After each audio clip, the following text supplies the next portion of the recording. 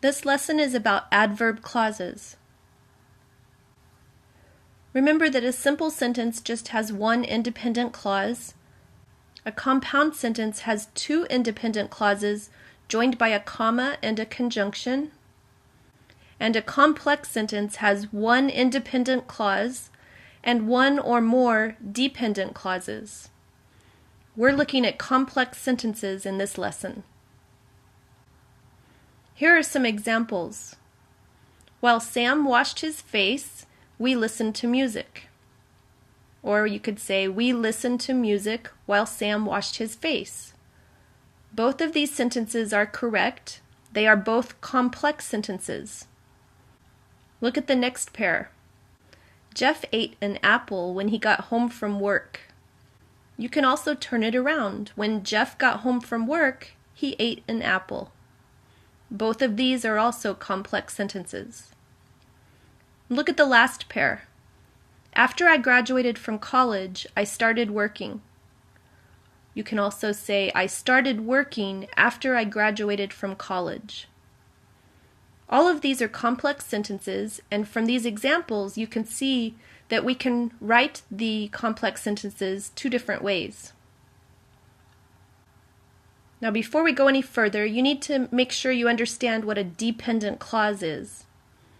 Here we have our sentence. This is a complex sentence.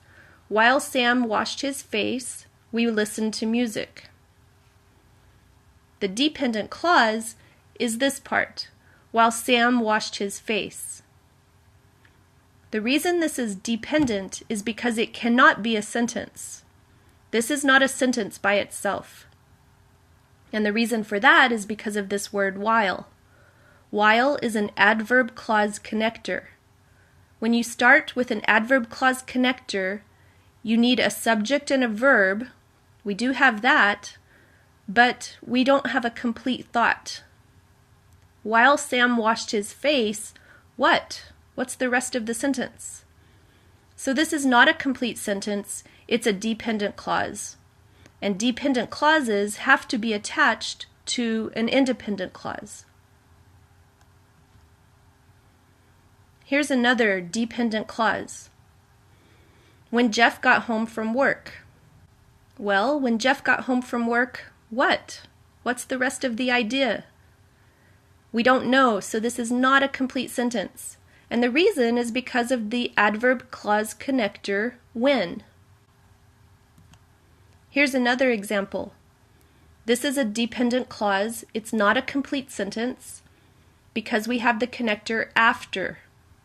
So remember that dependent clauses will start with an adverb clause connector, and then they'll have a subject and a verb. That group of words will make up your dependent clause. And dependent clauses are one part of complex sentences. Let's look at those sentences again. Now we said that each adverb clause can be written two different ways.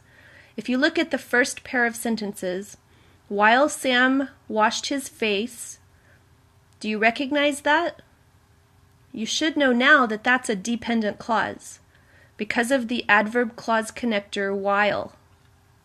And the other part of our sentence, we listened to music, is the independent clause. So remember, a complex sentence has one independent clause and at least one dependent clause. Now in this sentence, the dependent clause is in front of the independent clause. When your dependent clause is first, when it starts the sentence, we have to put the comma after the dependent clause.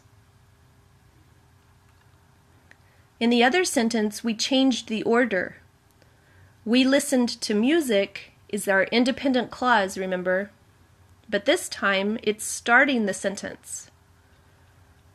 So when you start with the independent clause, you do not put a comma in the sentence. There's no comma before while. Look at the next pair. Jeff ate an apple when he got home from work. Can you find the dependent clause? When he got home from work is the dependent clause. It starts with the connector when. And because this is in the middle of the sentence, we don't put a comma.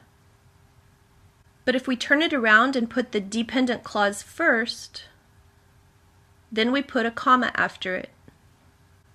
Look at the last pair. After I graduated from college, I started working. We started with the dependent clause this time.